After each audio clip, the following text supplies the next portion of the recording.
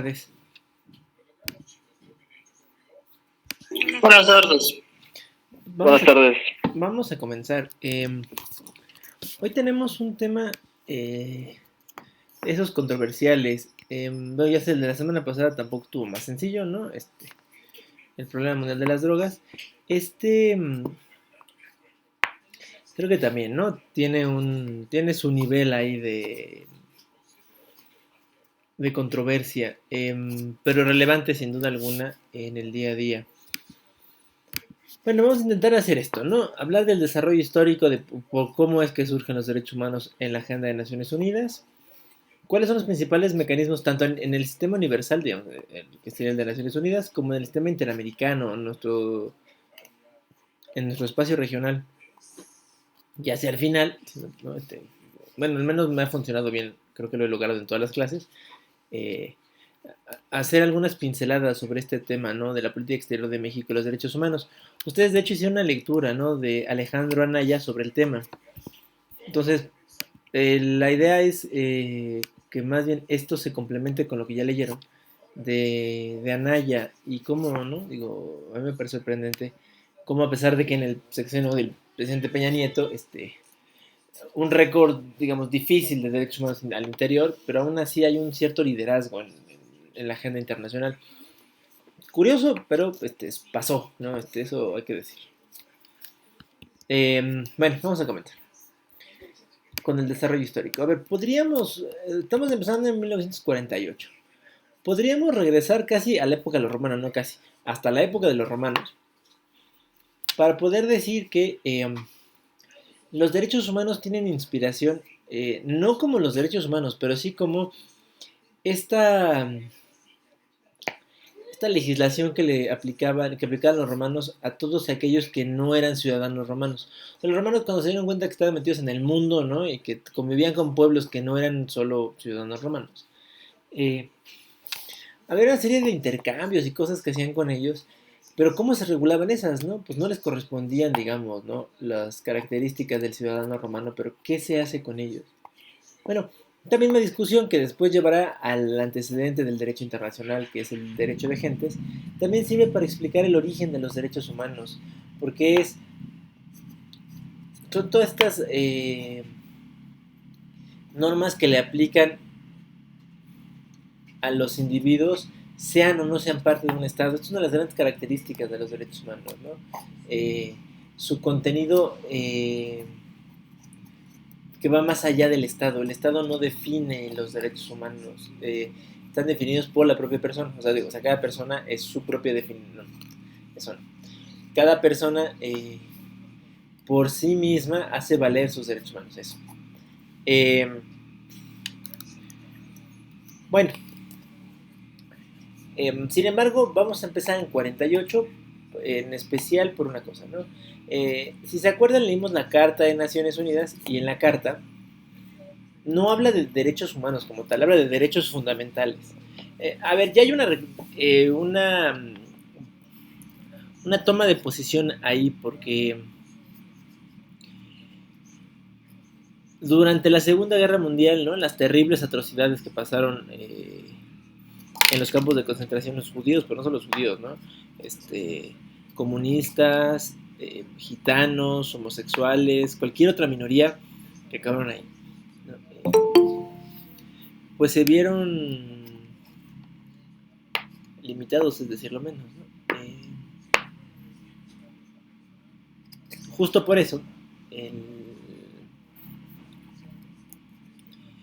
es que hay un interés de tratar de pues, reglamentar esto, ¿no? ¿Cuáles son los derechos que le corresponden a cualquier individuo sin importar su condición? En el año de 1947, el Consejo Económico y Social establece como parte de sus trabajos una comisión de derechos humanos. Es decir, es el primer órgano que tiene que ver con derechos humanos en la ONU. En él participan los miembros del ECOSOC con el propósito de comenzar a delinear como qué se puede hacer, ¿no? En el tema. Eh, la dama que tenemos aquí, ¿no? Doña Eleanor Roosevelt, fue electa la primera presidenta de esta comisión, de la Comisión de Derecho Internacional, y en ese carácter estuvo a cargo de supervisar los trabajos de preparación de la Declaración Universal de los Derechos Humanos.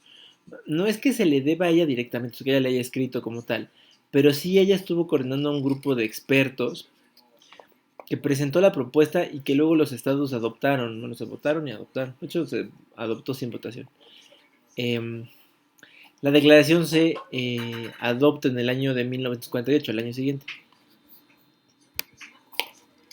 Ahora, ¿de qué va la declaración? ¿No? Eso es importante. A ver, ¿alguien que quiera leer el artículo 1?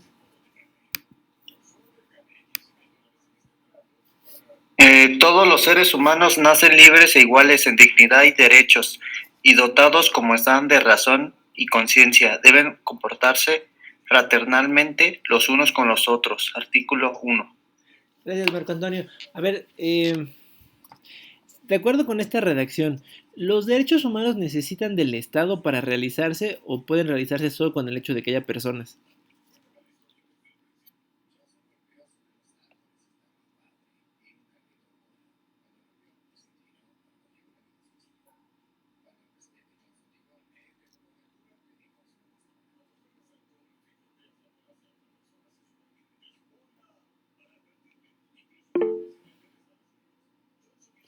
Claro. em, la... ¿Ustedes creen que, de acuerdo con esta redacción, se necesita del Estado para que se apliquen los derechos humanos o solo las personas son necesarias para la aplicación de los derechos humanos?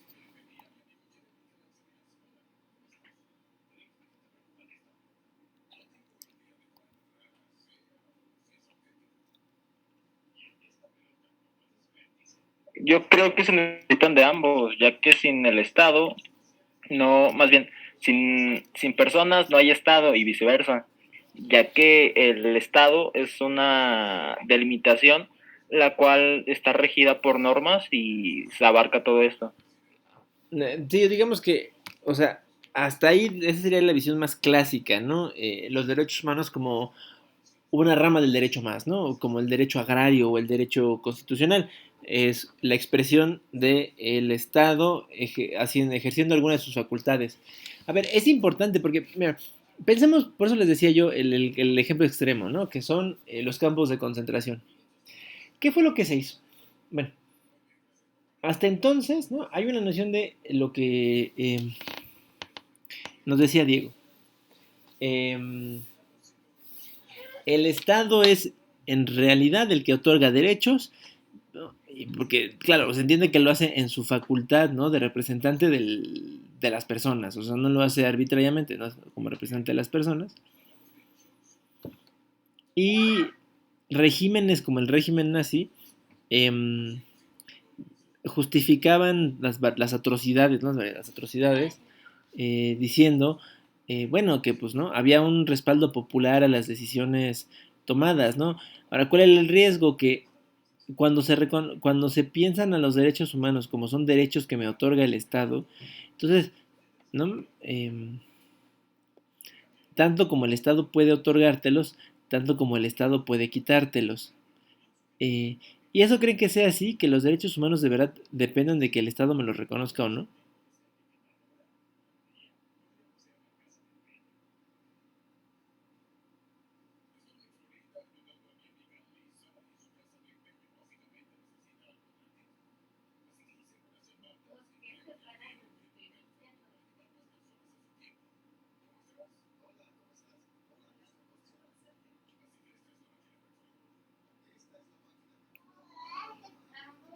Bueno, el asunto es que en realidad no, fíjense, lo que este artículo nos señala es que no se necesita del Estado. O sea, la sola convivencia fraterna entre las personas es suficiente para que haya derechos humanos. De hecho, el problema estaría que aunque haya Estado, si no hay convivencia fraterna, sería difícil ejercer derechos humanos.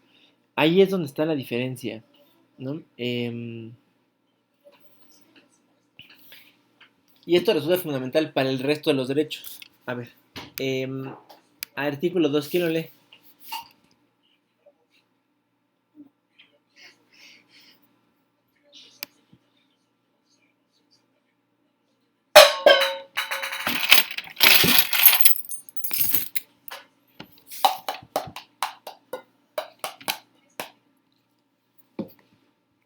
Si quiere yo, profe. Toda persona tiene todos los derechos y libertades proclamados en declaración sin distinción alguna de raza, color, sexo, idioma, religión, opinión política o de cualquier otra índole, origen nacional o social, posición económica, nacimiento o otra condición. Además, no se hará distinción alguna fundada en la condición política, jurídica o internacional del país o territorio cuya jurisdicción dependa de una persona, tanto si se trata de un país independiente como de un territorio bajo administración fiduciaria, no autónomo o sometido a cualquier otra limitación de soberanía. Perfecto, Diego, gracias. Fíjense, el artículo anterior, ¿no? El primero nos dice, ¿no? Que los derechos humanos son inherentes a la persona, o sea, por ser persona ya los tienes. Luego, este otro artículo es complemento del primero, diciendo, sin importar tu condición primero personal, ¿no? Los tienes, o sea, no, tus condiciones no son una limitante para que puedas disfrutar de los derechos humanos. O sea, si eres una persona de color, si eres latino, pero también si eres mujer o eres una persona de la tercera edad, no hay distinción, ¿no? Y la segunda parte tiene que ver con que tampoco importa de qué estado provienes, en qué condiciones está el estado. Por ejemplo,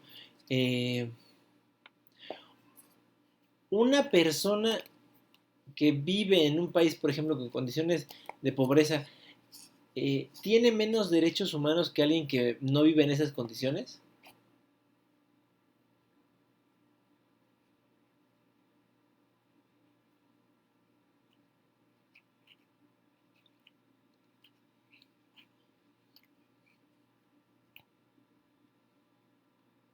Perdón, ¿lo puede repetir? Es que como voy en el transporte se va cortando poquito. Sí, claro, digo.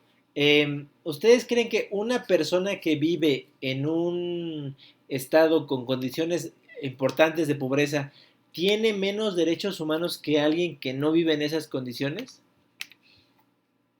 No, claro que no. Obviamente, pues todos tienen los mismos derechos y que marca la Constitución o Carta Magna del país.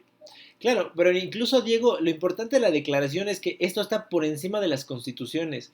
O sea, exactamente, Rosa, aún los apátridas, los que no tienen Estado, tienen derechos humanos. O sea, eso es lo importante, que se entienda que la declaración es un instrumento que está por encima de cualquier régimen jurídico, sea una constitución o sea incluso los apátridas que no tienen un Estado que los reconozca. Esa es digamos, la riqueza de este instrumento, ¿no? Expresada, fíjense, en dos articulitos. Ahora, hay dos grandes tipos de derechos humanos. Y para eso vamos a leer dos artículos más de la declaración. A ver, ¿quién me ayuda con el artículo 3?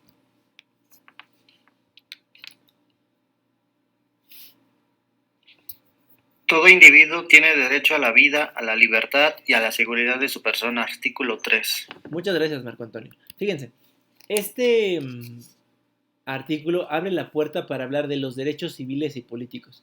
¿Cuáles son los derechos civiles y políticos? Bueno, los que tienen que ver con el derecho a la vida. O sea, la preservación de la vida es un derecho fundamental, ¿no? Aquí está, artículo 3. Esto nos lleva a temas muy espinosos como el aborto o la eutanasia, pero también a otros como la conservación de la vida, como la prevención de los delitos contra la vida, ¿no? Las amenazas o el homicidio, y también la pena de muerte, ¿no? El, la libertad, el derecho a la libertad tiene que ver con todas las libertades, la libertad de culto, la libertad de expresión, la libertad de credo, pues, como la de culto, la libertad de asociación, la libertad de trabajo, o sea, que ustedes trabajen donde ustedes quieran, ¿no? Y que no estén limitados por raza, ni por origen, ni por nada, ¿no? Como decía el artículo 2. Y por último, la seguridad. Seguridad, acuérdense que es la preservación, ¿no? De las cosas. Bueno, pues la seguridad física, ¿no? Que no me maltraten, no me lesionen, pero también la seguridad jurídica, que si me tengo que enfrentar al Estado, el Estado de manera justa, ¿no? Aplique las reglas para que no se le cargue la mano al individuo sobre el Estado. Eh, Fíjense, todos los que derivan de este, ¿no? De este artículo que parece tan simple. Ahora comparémoslo con este otro, el 22. ¿Alguien que me ayude a leerlo? Yo, profe. Adelante. Dice, toda persona como miembro de la sociedad tiene derecho a la seguridad social y a obtener mediante el esfuerzo nacional y la cooperación internacional, habida cuenta de la organización y los recursos de cada estado, la satisfacción de los derechos económicos, sociales y culturales indispensables a su dignidad y al libre desarrollo de su personalidad. Muchas gracias, Itzel. A ver, ¿aquí de qué estamos hablando? En los anteriores, en los civiles y políticos, básicamente hablamos del individuo solito, ¿no? Es libre, se le respeta la vida y su integridad, ¿no? Que eso es seguridad. Aquí estamos hablando de individuos que no están solos, sino que están inmersos en una sociedad. Y hasta el resumen, ¿no? Los llamados derechos económicos, sociales y culturales son los indispensables para asegurar la dignidad del individuo y el libre desarrollo de su personalidad. ¿Cuáles son los sociales y culturales? Económicos, sociales y culturales. Por ejemplo, el derecho al empleo digno, a la vivienda, a la salud, a la educación, incluso a un medio ambiente saludable, ¿no? Si se dan cuenta, ¿no? Hay una diferencia. A ver, en los primeros, en los civiles y políticos, ¿qué se necesita para que se cumplan? Que el Estado no se abstenga de hacer cosas o que el Estado invierta para hacer cosas.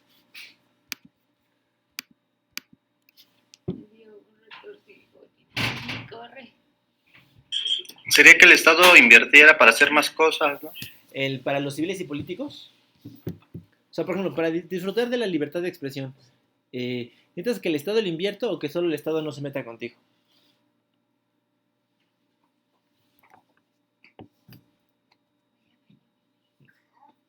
Marco, el que sea, ¿eh? Sí, sí me queda un poco de duda en esa pregunta. A ver, ¿los demás qué piensan? ¿Qué creen que se necesita? Para que ustedes puedan ejercer su libertad de expresión, ¿qué se necesita? ¿Que el Estado le invierta para hacer cosas o que más bien el Estado no se meta con ustedes?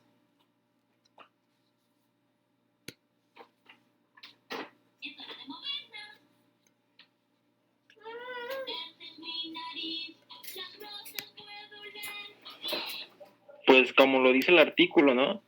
O sea, tenemos el derecho a la vida, a la libertad y a la seguridad de su persona. Por ende, el Estado debe de invertir para que se cumplan dichas normas, por así decirlo. Bueno, a ver, pensemos en los apátridas, que nadie invierte en ellos. Si los apátridas se pueden expresar libremente en cualquier estado, ¿eso requirió de la inversión de alguno o de solamente que ningún estado les prohibiera hablar porque son apátridas?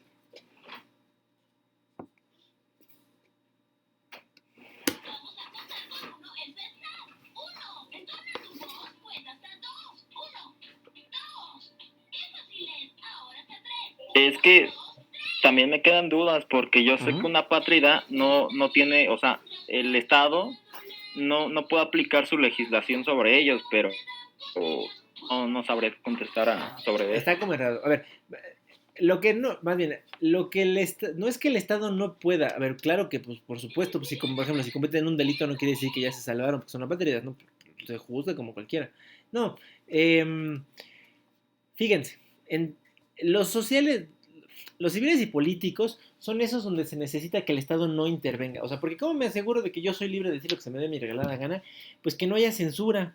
Y la censura es una política gubernamental, ¿no? Entonces, pues, que el Estado no se meta. Pero en cualquiera, incluso en el del derecho a la vida. Piénsenlo en la pena de muerte. O sea, es decir, el Estado tiene la capacidad para sancionar a los individuos, ¿no?, que cometen faltas. Pero la pena de muerte se considera que es una pena desproporcionada, ¿no? Porque el Estado no debería poder decidir sobre la vida o muerte de las personas, ¿no? Porque está más allá del Estado. Entonces no tiene que intervenir. En cambio, en los derechos económicos, sociales y culturales, ahí sí se necesita que se invierta, porque para asegurarse que todos tengamos educación, el Estado tiene que abstenerse o que invertir. Pues tiene que invertir. Invertir. Sí, ¿no? Pues ahí sí, si no hay escuelas, ¿no? Ahorita vamos a ver, porque para algunos países esto es complicado. Pero bueno, en México lo entendemos, ¿no? Si el Estado no le invierte para que haya más escuelas, pues no hay educación. Punto. De hecho, bueno, el Rosario Castellanos es un buen ejemplo. Y luego, bueno, alguien que me ayude a leer el 30.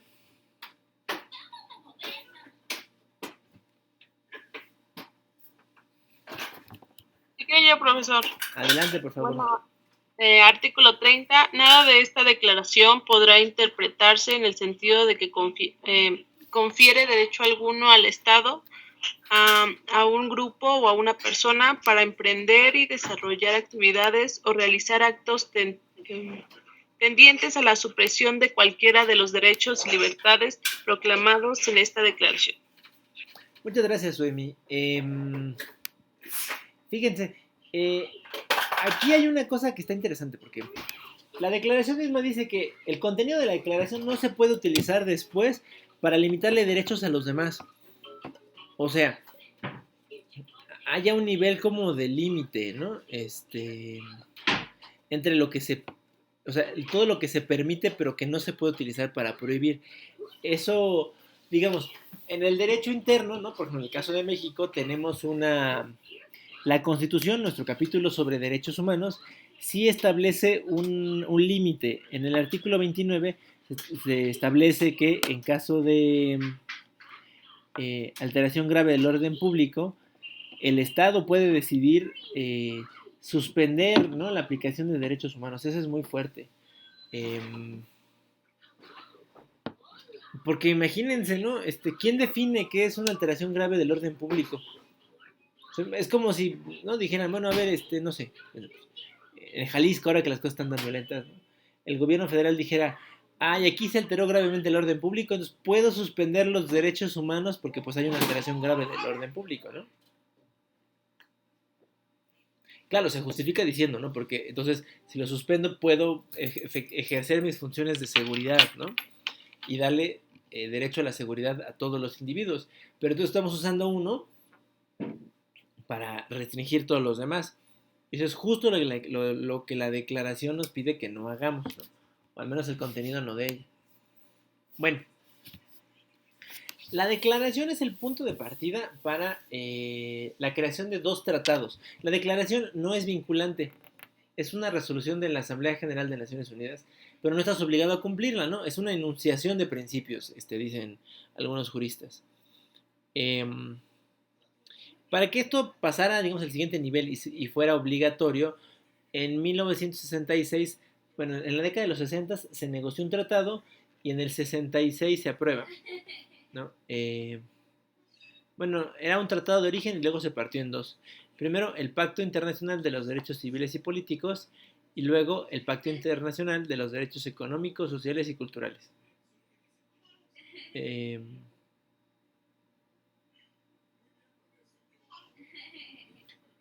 Al dividirlo, ¿no? Se llegó a una conclusión bastante peculiar, ¿no? Sobre quién se sumaba a cuál. Acuérdense de lo que dijimos que eran los civiles y políticos, fíjense. Esto es con datos al día de hoy.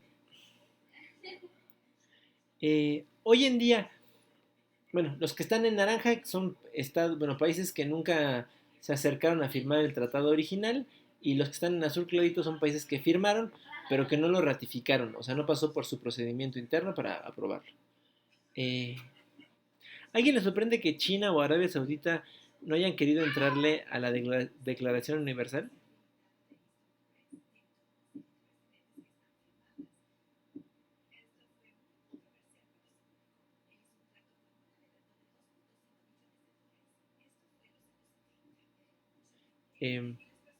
¿Por qué creen que Arabia Saudita y China no sean parte de esta Convención de Derechos Civiles y Políticos?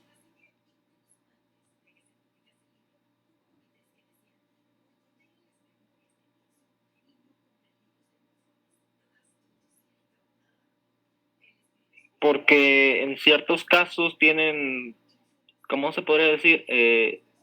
No pueden expresarse libremente y tienen castigos más allá de los que están permitidos sobre la Declaración de Derechos, ¿no? Em, sí, claro, ¿no? Sobre todo piensa en los derechos de asociación o de organización política que están tan restringidos aquí. Pues por supuesto que nos interesa que ni de cerca, ¿no? Después venga la alta comisionada de los derechos humanos y me diga, oiga, usted incumplió con 55.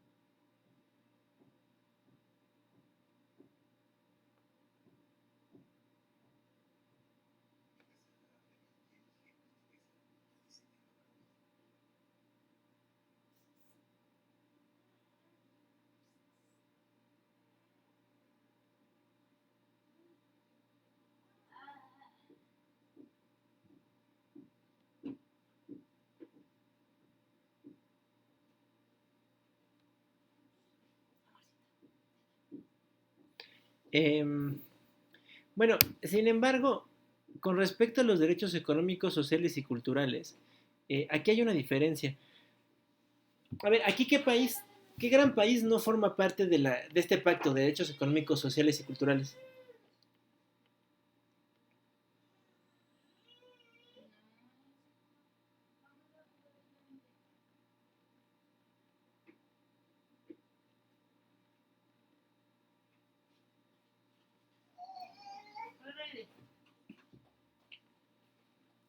A ver, ¿cuál? ¿En azul clarito o en naranja? ¿Quién está? Estados Unidos. Claro, aquí es Estados Unidos el que se niega. Fíjense, los estadounidenses argumentaron en la fecha y lo siguen haciendo que eh, básicamente este modo manual de hacer las cosas está gustando eh, en, ¿cómo se llama? En cosas que deberían ser políticas públicas. O sea, la educación, dicen los gringos, pues no es un derecho, es parte de la política pública, la salud igual. eh,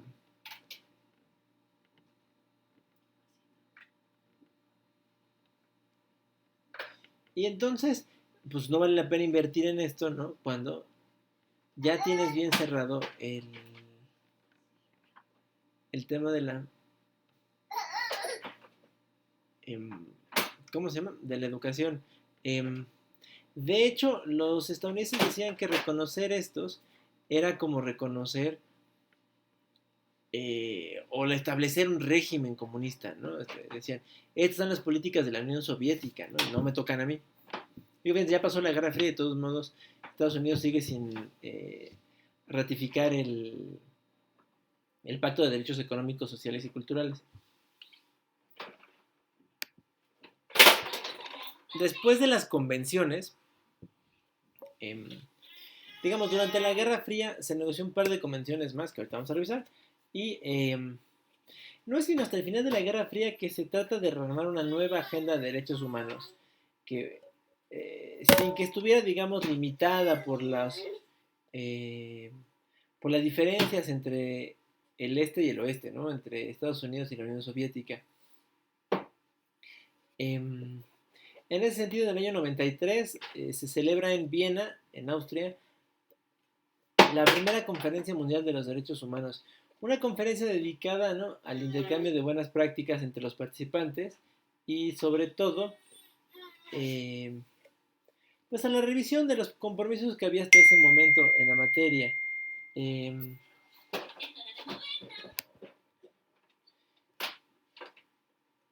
Mientras tanto, ¿no?, en esa conferencia además se aprobaron una serie de compromisos que adquirieron los estados. Uno de ellos era establecer oficinas de defensoría de los derechos humanos, ¿no? Como nuestra Comisión Nacional de los Derechos Humanos. Bueno, esta es una petición que se hace en este año y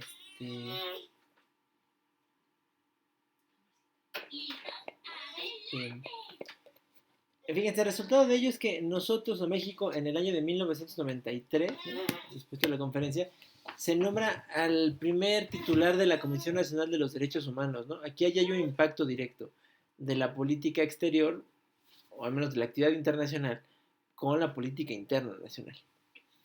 En el 94 se nombra la primera alto comisionado de las Naciones Unidas para los Derechos Humanos, la señora Louise Arbour, y esto bueno, pone de manifiesto el interés de la ONU por tener una figura central que coordine los esfuerzos, ¿no? Hasta antes, más bien cada entidad que ve derechos humanos anda por su cuenta, y es hasta el establecimiento de este puesto de la alta comisionada que hay una especie de entidad coordinadora y sobre todo con el peso político para hacerle frente a las crisis en materia de derechos humanos. La Declaración del Milenio, que ya vimos cuando vimos la Agenda 2030, incorpora una perspectiva de derechos humanos como complementaria al asunto del desarrollo.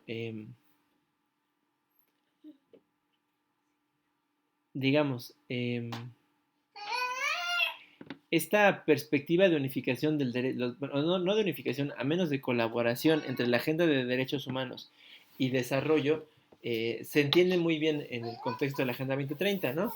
Muchos de los derechos sociales que dijimos, ¿no?, el del trabajo, el de la salud, la educación, son al mismo tiempo acciones que se requieren para el desarrollo de la población.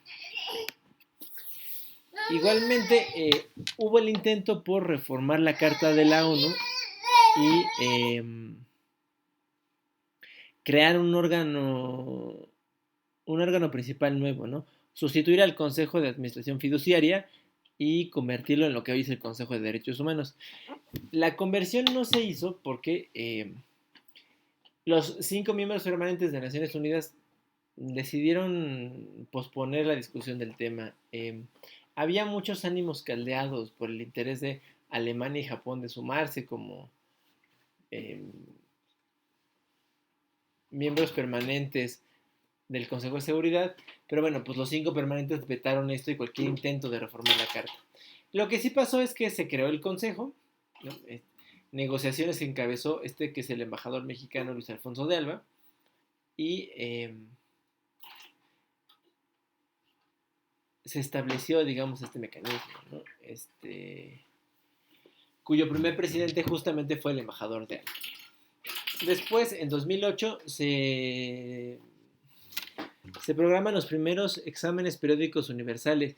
Los exámenes periódicos universales son un ejercicio, digamos, elaborado para que los estados respondan una serie de cuestiones sobre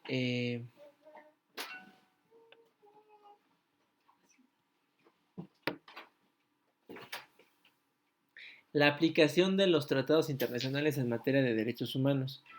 El Estado, digamos, prepara un informe, ¿no?, contando cómo lo ha hecho para cumplir con los tantos. Hay una especie como de cuestionario que hay que rellenar. Pues más bien cada área del gobierno se encarga de responder su parte, ¿no? Y a partir de eso se elabora un contrainforme. con información de las ONGs que sirven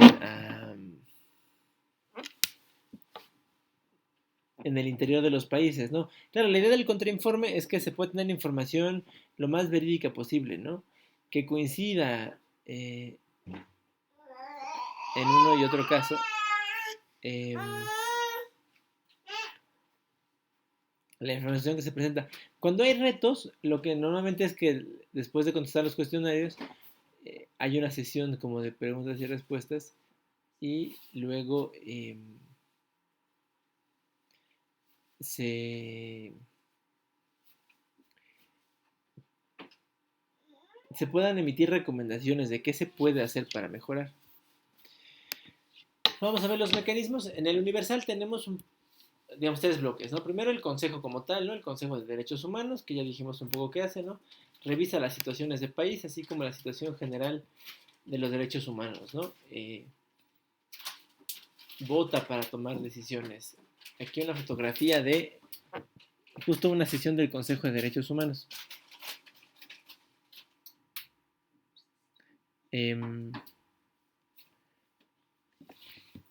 Después está la figura del alto comisionado, que ya vimos que en este caso es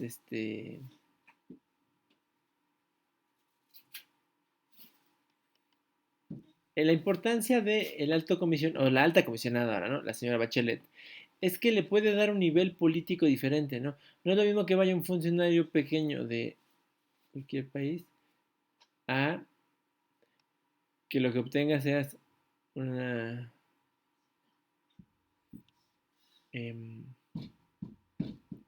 pues una descoordinación de los mecanismos, ¿no? Que existentes. Ahora, ¿cuáles son esos mecanismos? Son estos comités creados al amparo de diferentes convenciones internacionales en materia de derechos humanos que están siguiendo el reporte de información de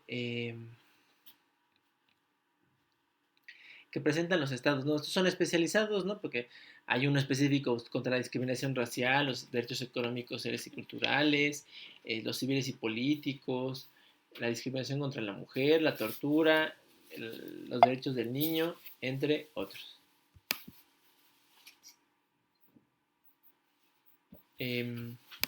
Luego está el mecanismo regional, ¿no? Que se compone básicamente de 2 partes. Bueno, hay un paraguas y luego 2 partes. El gran paraguas que sostiene al mecanismo regional es la Convención Americana de Derechos Humanos, o el llamado Pacto de San José, que es un tratado que establece las reglas de aplicación de los derechos humanos en las Américas, de Estados Unidos depende de Canadá, Argentina. A ver, ¿cuáles son los países grandes que faltan en ese listado?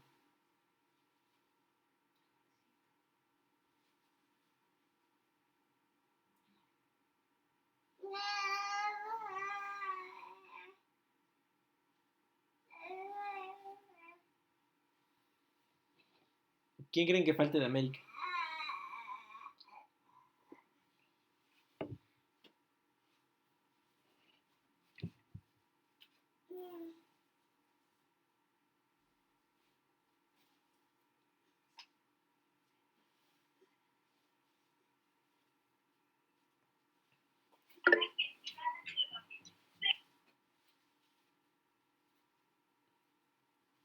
A ver, ¿quién?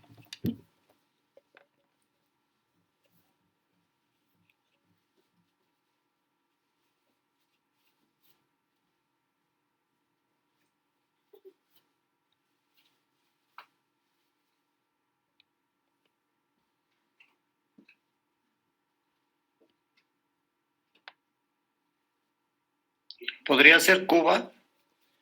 Cuba no está muy bien. ¿Qué otro país falta de América?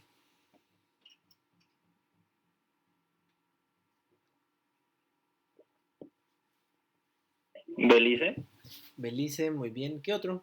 A ver, uno grande. Bueno, de hecho, 2 grandes. Canadá. Y Estados Unidos, ¿no? Alguien ya dijo, ¿no? Bien. Bueno, de todos los países se acaban de enumerar, digo, todos importantes, no uno menos que otro.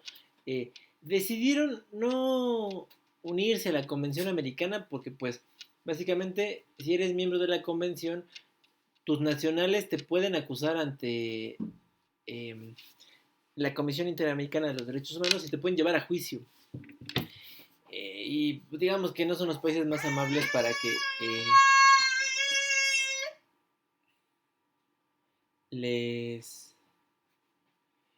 que no aceptaron de buena gana esta jurisdicción. El mecanismo es este. Hay un grupo de expertos, 7, que integran la Comisión Interamericana de los Derechos Humanos, que revisan y preparan informes sobre la situación de los países en América e incluso pueden designar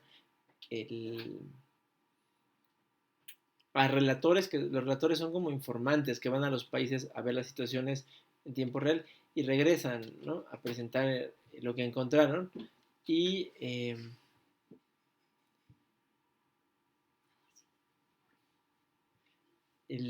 también pueden solicitar la colaboración de los estados para hacer determinadas investigaciones.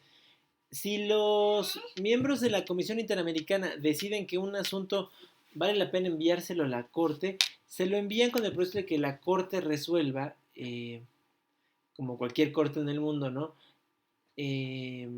Deslinde responsabilidades. ¿Quién es responsable de qué? Y en función de ello,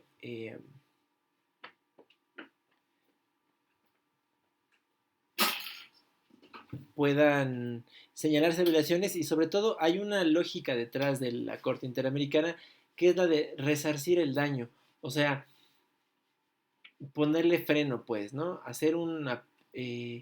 Tomar medidas para tratar de ofrecer una solución a las víctimas de las violaciones a los derechos humanos.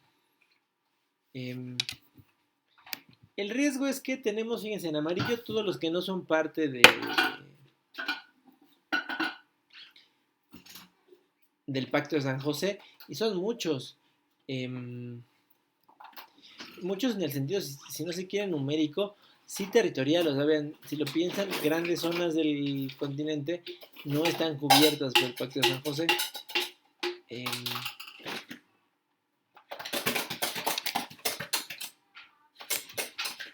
Para cerrar, veríamos este asunto de los derechos humanos y la política exterior. Pero primero hay que comenzar con la reforma constitucional en materia de derechos humanos de 2011. Esta reforma, ¿no?, tiene varios elementos a destacar. El más importante quizá es el del principio pro persona. O sea, que ante cualquier circunstancia hay que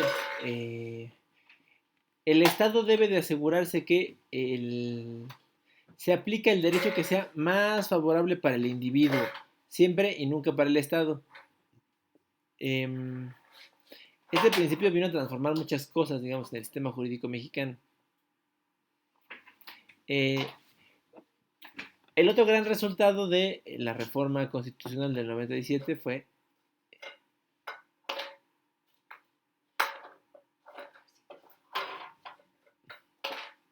la incorporación de la defensa, protección y promoción de los derechos humanos como un principio constitucional. O sea, ya cualquier acción de política exterior debe tener un enfoque con estas características. Me pasé una.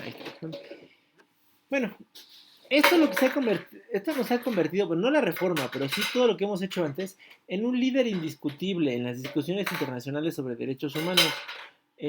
Tanto por nuestra perspectiva, que tiende a ser bastante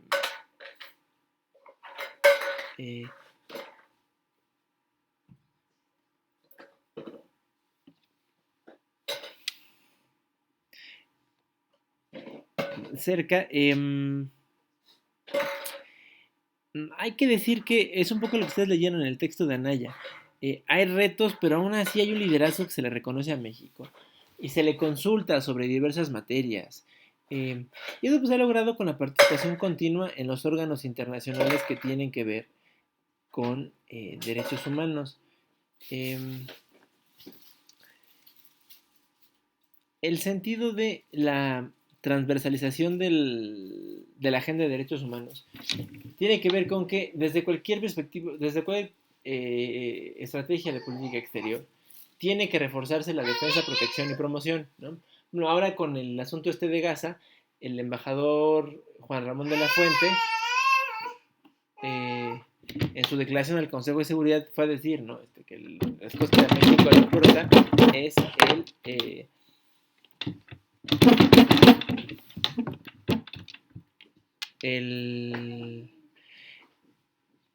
el que se protejan los derechos humanos de todas las personas involucradas en el conflicto. O sea, no es un asunto solo político de nacionalidades, ¿no? Es un asunto de eso, de personas que están padeciendo una situación de conflicto y que se tiene que arreglar. Y por último, hay unos temas de la agenda de derechos humanos en los cuales estamos muy metidos, ¿no? Te los resumí aquí, ¿no? El asunto de los derechos de las mujeres es uno que es fundamental, junto con el de los pueblos indígenas, las personas con discapacidad, y en los últimos años hemos sumado bien a la estrategia. De hecho, hoy que es el día de lucha contra la homofobia, lesbofobia, transfobia y bifobia, México se ha convertido en un vocero importante de estos grupos, de los grupos LGBTI. ¿No? Siempre, por supuesto, pensados desde la perspectiva de derechos humanos. Bueno, a ver, hasta aquí, ¿dudas, quejas, declaraciones?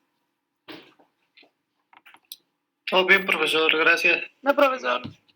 Bueno, si no hubiera nada más, nos vemos el próximo lunes. Ok, está bien, profesor. Muchas gracias. Cuídense. Gracias, profesor. Hasta la siguiente semana. Gracias, Hasta la hasta próxima luego. semana.